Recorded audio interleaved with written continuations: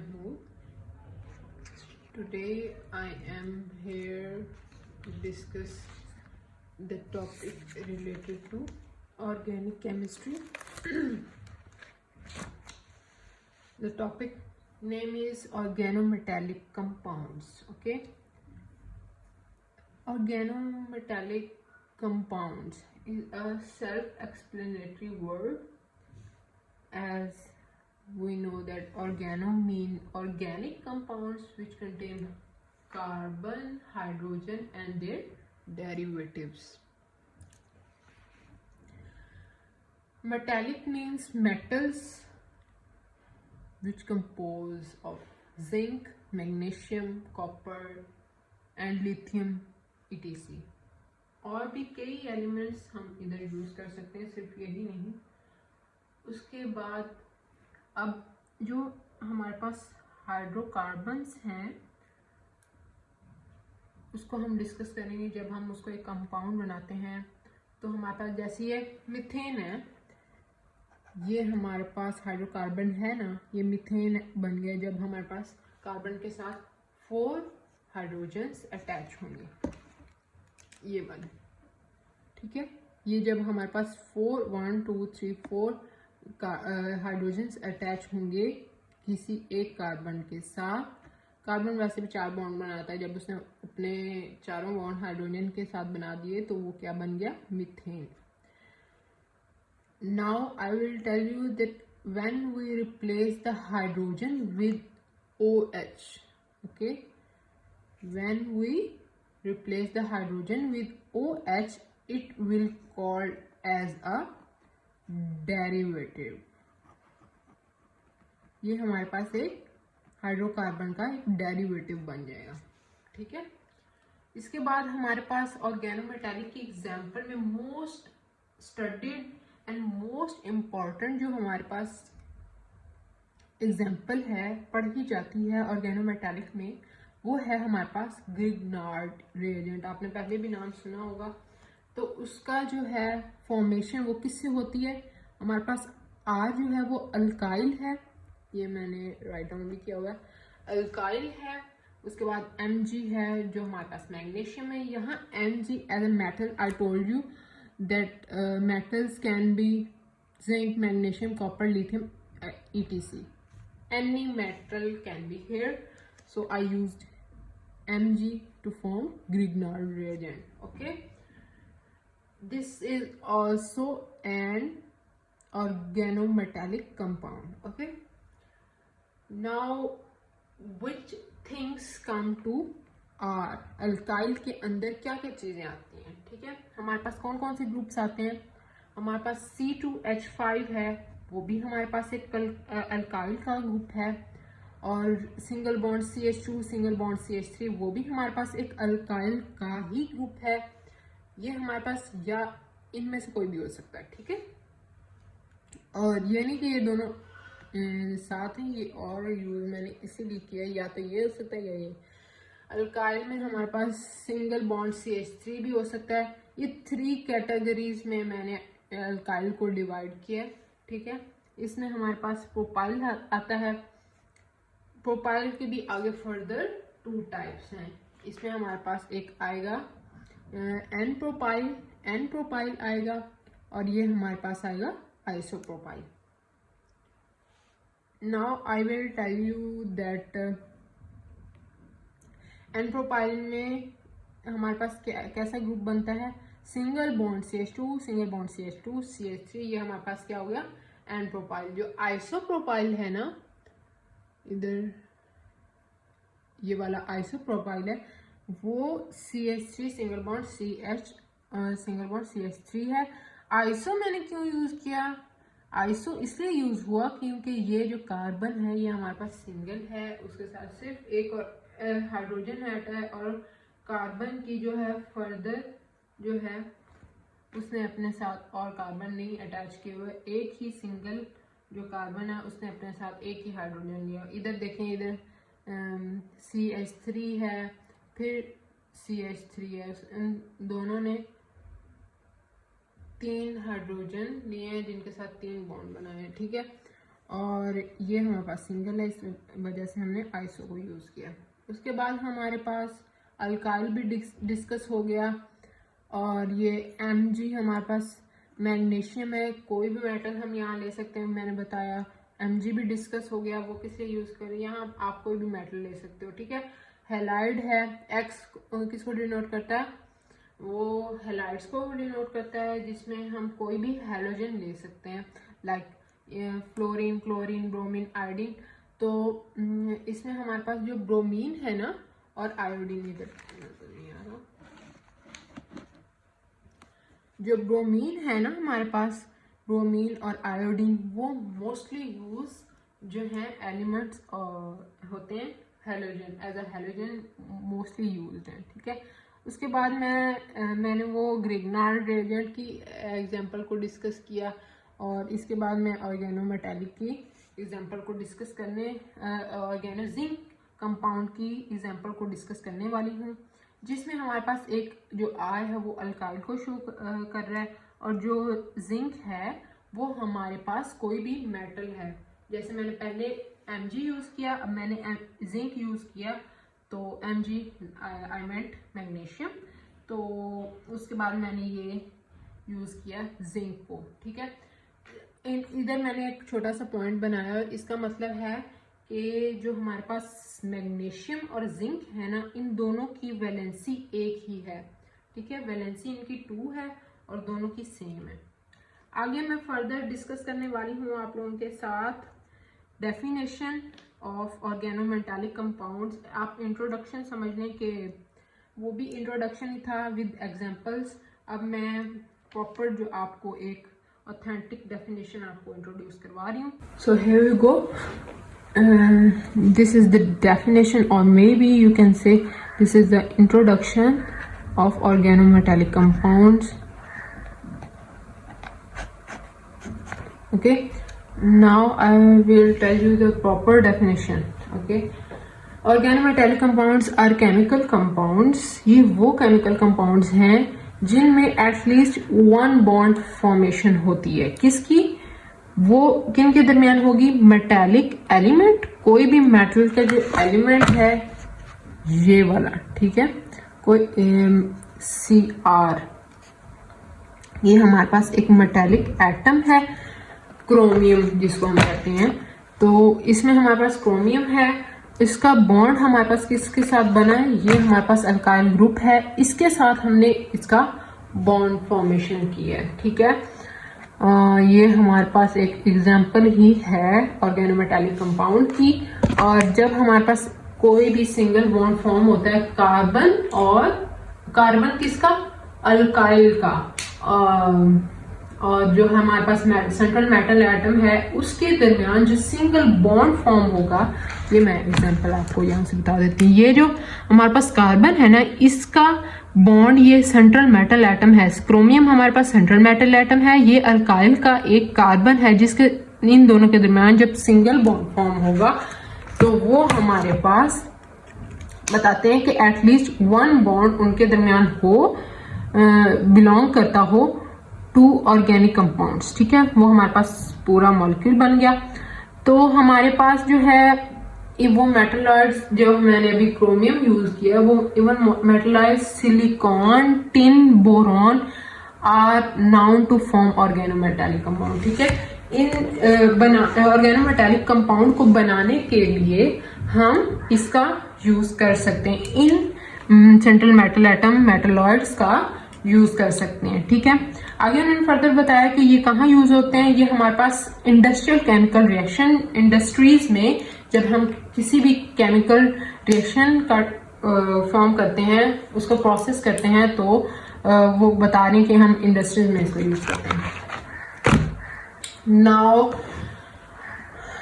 We will further discuss about the topic of organometallic compound.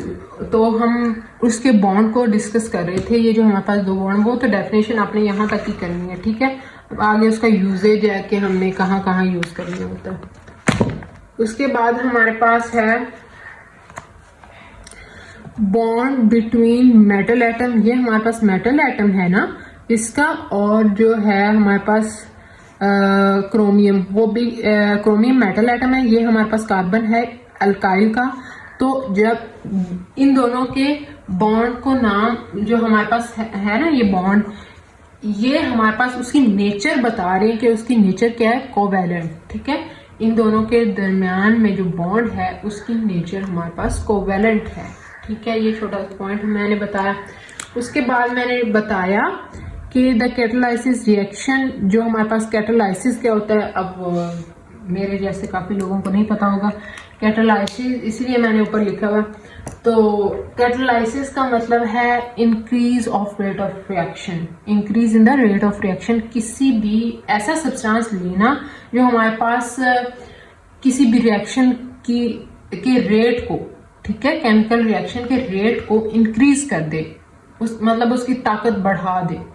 ठीक है, जैसे हम प्रोटीन शेक लेते हैं तो वो हमारी ताकत को बूस्ट अप कर देता है, इसी तरह जो कैटालाइसिस है वो भी हमारे पास ऐसा ही काम करता है कि वो हमें जो है केमिकल रिएक्शन के हमारे को वो फास्ट कर देता है, इंक्रीज कर देता है। ओके, हमारे पास अब वेयर द टारगेट मॉलिक्यूल्स हमारे पास है कैटालाइसिस रिएक्शन, हम कैटालाइसिस रिएक्शन को फॉर्म करते हैं जिसमें हमारे पास टारगेट, हमें क्या चाहिए, हमें एक पॉलीमर हमें एज अ रिजल्ट हमें पॉलीमर चाहिए। रिएक्शन करने के बाद जो हमारे पास मिले वो पॉलीमर्स एंड फार्मास्यूटिकल्स। ठीक है, इन चीजों को बनाने के लिए हम किसका इस्तेमाल करते हैं, ऑर्गेनोमेटालिक का। ये एक काइंड ऑफ यूजेज है ऑर्गेनोमेटालिक कंपाउंड का। ठीक है, उसके बाद result in increase of rate of reaction, जिससे हमारे पास मैंने ऑलरेडी बता दी जब कैटालाइसिस होगी तो रेट ऑफ रिएक्शन इंक्रीज होगा। तो उसके बाद हमारे पास है when metals are relatively high electropositivity, जब हमारे पास मेटल, कोई भी मेटल है, उनकी हाई इलेक्ट्रोपॉजिटिविटी होगी। और ये कोई भी मेटल से मेरा क्या मुराद है, for example sodium and lithium. Okay, अब सोडियम, ये वाला सोडियम और लिथियम, इनकी क्या होती है, हाई इलेक्ट्रोपॉजिटिविटी होती है। दिस कंपाउंड्स, ये जो कार्बन है ना, ये क्या एग्जिबिशन करता है, किस चीज की एग्जिबिशन करता है, इसकी कार्बनाइनिक फैक्टर की एग्जिबिशन करता है। ठीक है, जब ये सेंट्रल मेटल एटम के साथ अटैच होता है, सिंगल बॉन्ड फॉर्मेशन होती है, तो हमारे पास ये जो वाला जो कार्बन है ना, ये हमारे पास एग्जिबिशन ऑफ कार्बनाइनिक करता है। ठीक है, अब हमारे पास एग्जांपल आगे आ जाती है, Grignard reagent, RMGL, as I told you before. And then हमारे पास आता है टेट्रा कार्बोनिल निकल, और इसका फॉर्मूला, केमिकल फॉर्मूला ये है। और फिर हमारे पास आता है डाइमिथाइल मैग्नीशियम, जिसमें हमारे पास 2CH3 और हमारे पास Mg जो हमारे पास सेंट्रल मेटल एटम है, X हमारे पास कोई भी हैलोजन या हैलाइड है। ठीक है, जो मैंने आपको पहले बता दिया। उसके बाद यहाँ तक हमारा सिर्फ और सिर्फ इंट्रोडक्शन और यूज था किसका, ऑर्गेनोमेटालिक कंपाउंड्स का। Now I will discuss about the principle and you can say the properties of organic metallic compounds and also named by principles। अगर तो एग्जामिनर आपसे प्रिंसिपल्स पूछता है, प्रॉपर्टीज पूछता है, तो आप ये वाले फैक्टर्स लिख सकते हो। ठीक है, इसके बाद मैं प्रिंसिपल डिस्कस करने वाली हूँ। तो क्या पहला फैक्टर है, क्या प्रिंसिपल हमारा पहला है, इसमें है the bond between the metal and carbon atom are highly covalent nature. Okay, we agree as I told you before कि मेटल एटम और कार्बन के दरमियान जो हमारे पास बॉन्ड फॉर्म होगा उसकी नेचर कोवेलेंट होगी। ये मोस्ट इंपॉर्टेंट MCQs है कि वो पूछ सकते हैं ऑर्गेनोमेटालिक कंपाउंड्स हैं, उनमें जो मेटल एटम है और कार्बन के दरमियान जो बॉन्ड है उसकी नेचर क्या है, तो आपने कोवेलेंट बताना है। ये बहुत ऐसे क्वेश्चंस पूछे जाते हैं और हर इस तरह के जितने भी कंपाउंड्स हैं आपको उनके नेचर का पता होना चाहिए। ये MCQs में बहुत ज्यादा पूछा जाता है और मोस्ट इम्पोर्टेंट है। ठीक है, उसके बाद प्रिंसिपल की तरफ आते हैं। द बॉन्ड बिटवीन द, ये तो मैंने बता दिया, ओके डन। और most of organometallic compound exist. अच्छा, जो ऑर्गेनोमेटेलिक कंपाउंड्स हैं वो ज्यादातर हमारे पास सॉलिड फॉर्म में होते हैं, ठीक है।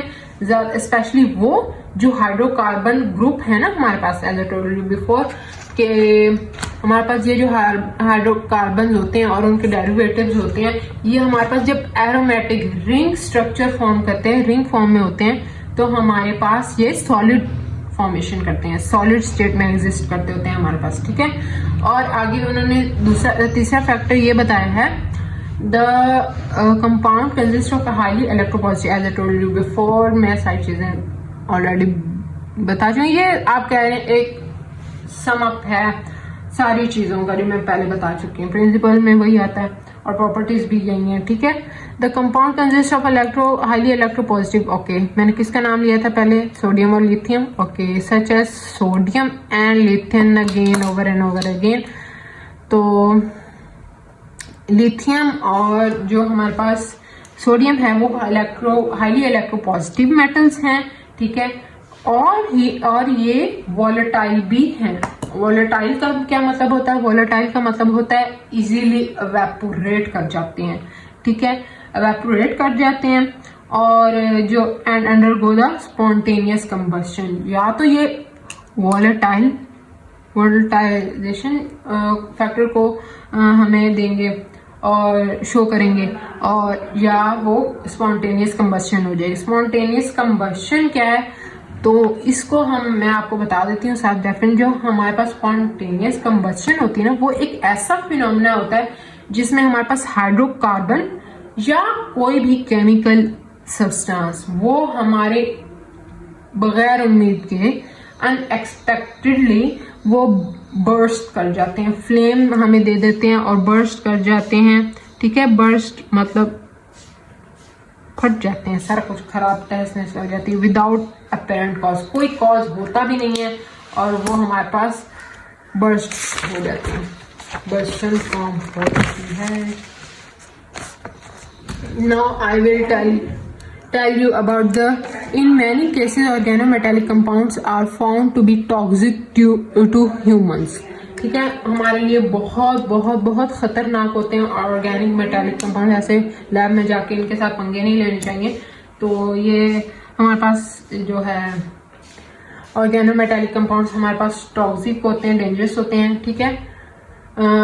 especially the compounds which are volatile in nature, जो volatile easily evaporate हो जाए ना, like अब मैं इस छोटे से फैक्टर को ज़्यादा डिटेल में ले जाती हूँ कि जैसे आप अगर लैब में ऑर्गेनोमेटालिक कंपाउंड्स को छेड़छाड़ करते हो तो उसकी जो evaporation होगी उससे आपको बहुत ज़्यादा नुकसान हो सकता है। जैसे वो गैस evaporation होगी, evaporation of gas लिक्विड, तो वो आपके सांस के थ्रू आपको काफी नुकसान दे सकता है, ठीक है। इसलिए जो है ये टॉक्सिक टू ह्यूमंस है, ठीक है। इसके अलावा क्योंकि एवेपोरेशन होगी तो वो कुछ ना कुछ नुकसान तो देगा, क्योंकि वो केमिकल है, हार्मफुल भी है।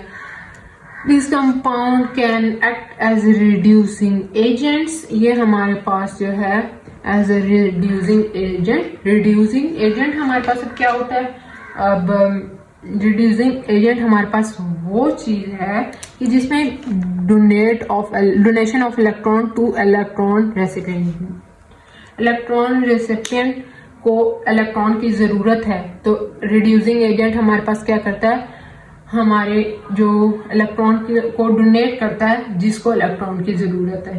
भाई इंसान लोग भी गरीब होते हैं, आप लोग जिनके पास ज्यादा है, जिस तरह इस रिड्यूसिंग एजेंट के पास इलेक्ट्रॉन ज्यादा होते हैं, तो आप डोनेट करते हो अपना पैसा, गरीब लोगों को दिया करो, जो नहीं देता दे दिया करो। और इसी तरह रिड्यूसिंग एजेंट जो है वो हमारे पास इलेक्ट्रॉन डोनेट करता है, आपको भी चाहिए कुछ ना कुछ डोनेट करो। उसके पास वो ज्यादा था और आपके पास पैसा ज्यादा, तो आप डोनेट करो अल्लाह की राह में। तो specially the compounds form by highly positive metals, जो हमारे पास कंपाउंड्स हैं वो हाईली इलेक्ट्रोपॉजिटिव मेटल से फॉर्म करते हैं।